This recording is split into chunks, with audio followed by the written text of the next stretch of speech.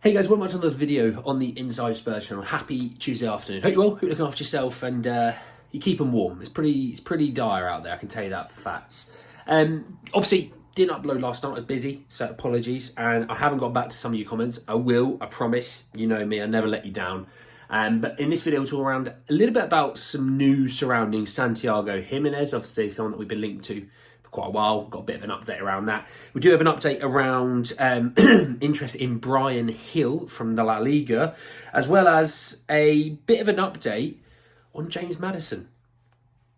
I know, it's exciting. So yeah, plenty to get into, plenty to talk about. I just want to say, if you're new, subscribe. You're very much welcome to join us for the journey. And yeah, let's start with this Santiago Gimenez story. So now, he's a man that's very wanted across Europe, okay? We know that. He's a man that is having a very good season at feyenoord. You know, he looks like quite a complete striker in a way, and he would definitely suit quite a few, not just Spurs systems, but other systems in the Premier League, okay? And it came from Peter O'Rourke, and they said that Tottenham Hotspur are considering a summer swoop for Feyenoord striker Santiago Gimenez. It goes on naming stats and stuff, and I'm not really bothered about that right this second. I didn't report on this straight away because I wanted to take some time to think about this one. And I think sometimes you look at like fan channels and it's see news, talk about news, and then they realise they made a mistake later on. And with this kind of situation, the reason I want to take time is because of Richarlison, because of Son, because of Veliz and Scarlett. Now hear me out. Now Sonny is better than all of them, Santiago Gimenez included, right? But we know Sonny's shelf life in terms of being a top striker is a lot more limited than the others. It's not to say, I'm not saying when it's going to be over or if it's going to be over soon. I'm just saying it due to age, it's shorter. We've also got a guy who's playing up front right now who is one of the most informed strikers in the world. Okay, he scored 6 in 6. We haven't really surrounded him at times with the most attacking players in terms of creative players because of injuries and, you know, and obviously people going away like Sonny and things like that. And he still managed to get 6 in 6. He's had a really, really, really good time since actually coming back from the surgery. So I'm really happy, by the way, just really happy for Richarlison, just as a person. I'm really happy that he found his smile again. And that header against Man United was just beautiful. And actually, one thing I would say is, he works bloody hard for that system. He runs himself into the ground. He runs back. He defends from corners. If you ever notice it from corners, he's quite often the one that clears corners. And it's not because he's sitting at the front post and crap ball comes in and he just clears it. He's actually in the middle of the 6-yard box and he's the one getting up and clearing things. So he is valuable in different ways. And I think people kind of look at him and go, rubbish, bye, go out, see you later. And I think you're starting to look at Richarlison. And I said, look, we need to see Richarlison hit some form. We need to see Richarlison score some goals. Because if not, he probably goes in the summer, right? I've always been on that trail. But now I'm looking at it and I go, if he gets 1 in 2, like 1 goal every couple of games, here to the end of the season, Spurs won't be going for a main number 9 striker. They won't. Because he is scoring goals. And if he winds up this season scoring, he's on 7 now.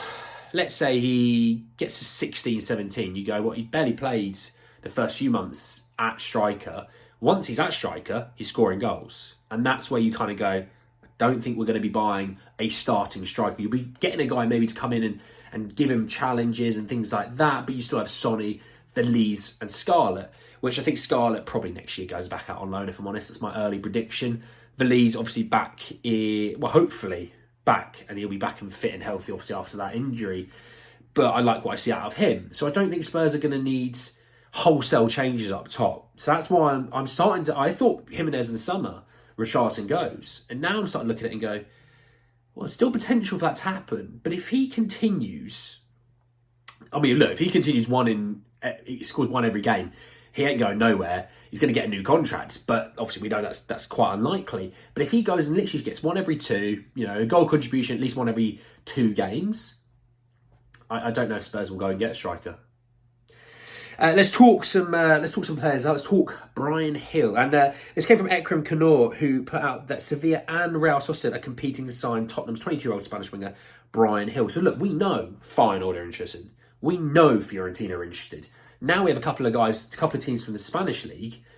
It sets Spurs in a really strong point. And then what I mean by that is, if you have a handful of teams interested in Bryan Gil, we have a handful of teams, we've got 4 of them at least, potentially even more. You stand in a good place to get yourself a good deal. A loan with an obligation or a full sale. I don't think you're going to get... Do you know what? I think if you're going to do it, it'll be a way that Spurs do a Porro deal, a Kulusevski deal, a Romero deal, where they go loan with an obligation to buy. What it means is, we're going to give you a little bit now. We're definitely signing him though, so don't worry. It's one of those loans, if you know what I mean. They'll sign him, and you can get, let's say you get 3 million this window, you get another 3 million the next window, another 3 that window after, and it'll creep up over, 5 windows to get to that 15 million, but you're guaranteed to get that. And I can see that being a deal. And like I said, if you can get 15 million for Bryan Gil, it might not be the worst thing in the world, and you can just reinvest that into, look, it'll pay for Timo itself, but reinvest it into maybe a new attacker. But the one thing I would say is, if you do let Bryan Gil go, I wonder what the plan is. Because for as much as Spurs fans, some don't really rate Bryan Gil, he has been fit. After early on in the season he was injured, he has been fit. I can't really say the same for Solomon, Perisic. Kulusevski's missed time, Richarlison's missed time, Valise's missed time, Sonny's gone to, the Asian Cup. So you start to look and go, he's kind of been there. And it's been at least something we have off the bench.